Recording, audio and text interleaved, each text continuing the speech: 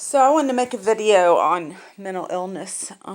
It's just like a headache, but it's crazy headache. I know lots of people that suffer chemical imbalances, and there isn't a person in the world that doesn't have psychology and issues with psychology.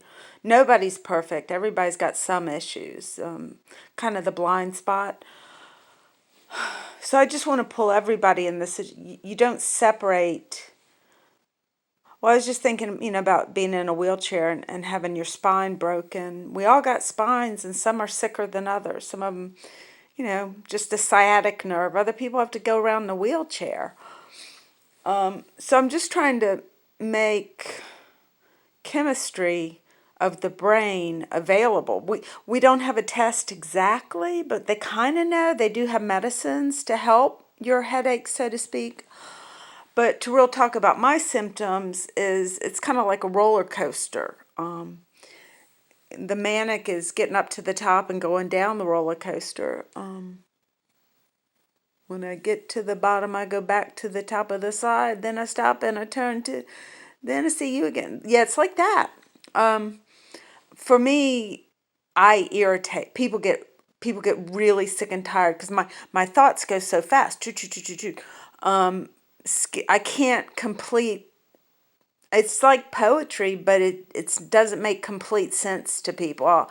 I ramble from subject to subject, and I think I do that anyway, but I can get very frustrated because I'm not sleeping, and to me it's a fear factor of like, oh my God, if I don't sleep, I'll end up in the psych hospital, which is not as nice as they could be. They could be better. It's better than Bedlam, and we are making progress. But it is normal for everyone to have some bipolars, hypomania, a little bit of depression.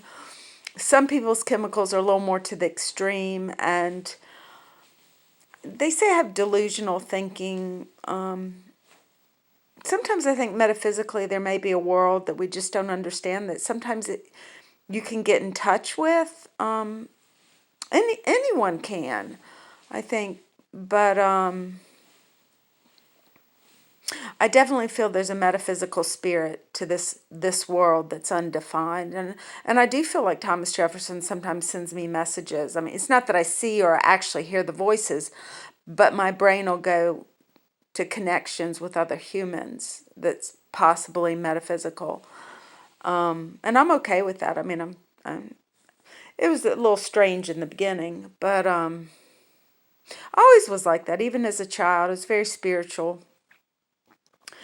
But if you have a neighbor, a friend, or family member, and they're frustrating you because their thoughts are going so fast, and maybe the animosity that you feel may be something about the chemicals, and it may not be the choice of the person that has the illness. They may not have any choice. This is just, it's like being intellectually disabled. I mean, it just doesn't go away. Once you are this way, this goes on for your whole life, and you need a lot of people to support you and help you if you get very sick, because you can commit suicide. And maybe you have more work to be done. Maybe you have to do more. Maybe you have kids to take care of or friends that care for you. So it can become quite tragic, these illnesses. And then also you have the shootings of the isolated, depressed people. The isolation can be deadly. But that's one reason I try to present my art in such a way that we can talk about it. I'm not going to judge you. You don't judge me. But if we can communicate, and some of that is emotional appeal of having emotion, but not so much emotion that you can't hear what the person's saying. Sometimes it's all new. You think you have a broken record, and then all of a sudden, oh my God, I hit a new groove. Sometimes you have to do that, go over something a million times. That's how ballet is. You go over that many, many times to perfect that movement. So the brain, I don't like to see people suffering with it. I have friends that have schizophrenia, paranoid, and they suffer and they haven't got the medicines right. And I will, like, if a friend of mine is really sick and they're very angry, I will say, I'll talk to you later. I have to go now. I'll talk to you soon. I don't want to delineate them from this earth. But sometimes you do have, if it's a mentally ill person, you might have to protect yourself. and get the person help. And I run into a lot of people that just don't get help. They do drugs or they drink and they're in denial. So sometimes that's difficult, but I do think we can make that better. And I think Craig Deeds has got his heart in the right place because he lost a very important person in his life, his son. I can't think of anything worse except for maybe a husband losing a wife or something. Cancer. But I am excited. They finally found the right medicine for me. I tried. People just gave up. They just said it'd been 8 years on wrong medicine. Finally, I went to a new doctor, and yeah, I'm pissed off. I'm pissed off. My doctor didn't know the solution. She tried everything, even ECT. Nothing worked until I started a new medicine called clozapine. And when you have a liver transplant, or you're going to be on a number of medications, or heart medications. So it's okay to take medications for your brain. And the more we share and the more we care and the more we learn how to support each other, and I think Glenn Close is doing a wonderful job. I've read Kay Jamison. Sickness is not fun, but it is a responsibility if you're a family or a friend that you give the person, even if it's mental illness, the right support they need. Sometimes that's going and visiting in a hospital. Sometimes it's just picking the phone up and talking to them and going, gosh, there's nothing I can do. You just have to inch away at it and say, well, let's see what we can do next. It's a long term. Mental illness is for the rest of your life. And that's when they told me at 20, they said, you've got bipolar. I was devastated. I was like, I didn't know how to look at myself.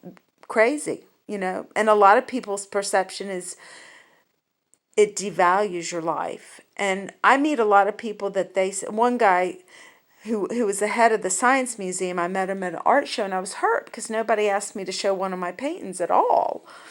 And it hurt my feelings, and I said I had bipolar, and I thought maybe because of my illness, maybe they had left me out. And he said, well, bipolar people are really smart. And so that cheered me up. But you can imagine being discounted and let out of society because maybe your behaviors aren't as appropriate as they should be. And where you should go to get support from the intellectual people is it's not there. It's not there. It's concerning. That's concerning to me. Thank you.